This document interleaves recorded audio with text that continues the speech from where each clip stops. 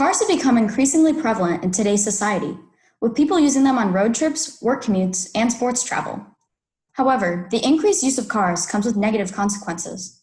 Hi, I'm Sophie Shah, and today the question is, to what extent has the connectivity of smart technology to cars in the past 20 years impacted teenagers' ability to drive in the United States? To first understand how cars impact teens, one must first understand the impact that cars play on society as a whole. Almost every household in the US owns a car, making it more likely for teenagers to have access to one. Most Americans also believe that cars are necessary for an easy lifestyle, which is true for many teens, who use cars to travel to work, school, and sports games more efficiently. The picture on the right depicts the change in car innovation throughout history. As you can see, the cars from more recent years are much more advanced than the cars from the past. The claim is that teenagers are negatively impacted by the connection between cars and smart technology due to increased distractions, limitations to driver assistance systems, economic costs, and medical problems. To begin, technology causes increased distractions while driving. As seen in the picture, there are different levels of danger that technology poses, from mild danger such as listening to the radio to high danger such as using voice-activated texting features. A recent study by the University of Utah found that it takes drivers an average of 40 seconds to input a destination into a GPS, which is a long time to be unfocused from the road. In addition to the distractions from smart technology, drivers may also be unaware of the limitations to their advanced driver assistance systems, otherwise known as ADAS.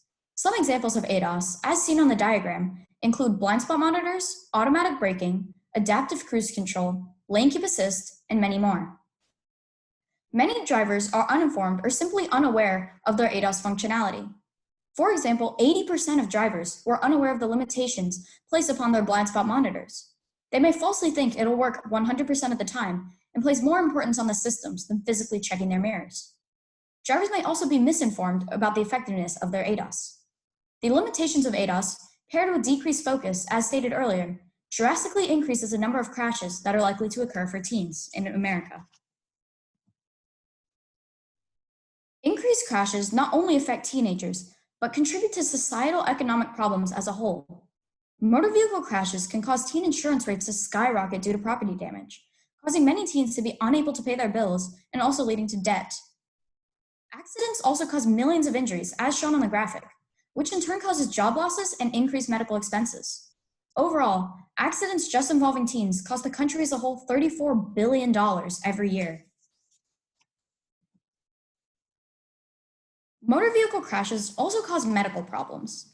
As shown on the graph, unintentional injuries make up almost half of the fatalities for teens, with over 70% of that category being car accidents. Crashes also cause extensive injuries for teens, causing further economic debt and possible emotional trauma that can last for the rest of their life. Possible solutions to reduce the effects of crashes resulting from distractions and ADAS limitations is to both promote education on the features, functionality, and limitations of a car before it is bought, and require a distracted driving lesson before obtaining a license.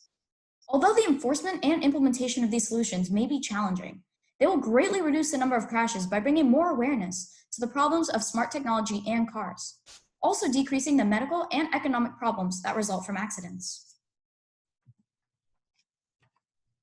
To conclude, the connection between smart technology and cars negatively impacts teenage drivers in America, calling for promoted awareness of the problems smart technology brings and the ways to reduce them. Thank you. Do you have any questions? I do have two questions for you.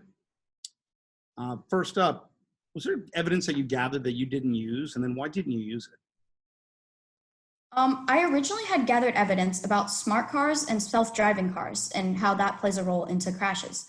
However, teenagers do not have access to smart cars and self-driving cars as they're pretty expensive and not widely distributed yet. This caused me to focus more on common smart technology that teenagers may have access to. Okay. And if you had more time, what additional research would you have done? I would probably look more into smart cars or include more examples of the ADAS limitations, as they're not very well known to common people. This would allow me to go more into depth about these and allow the audience to understand more in depth.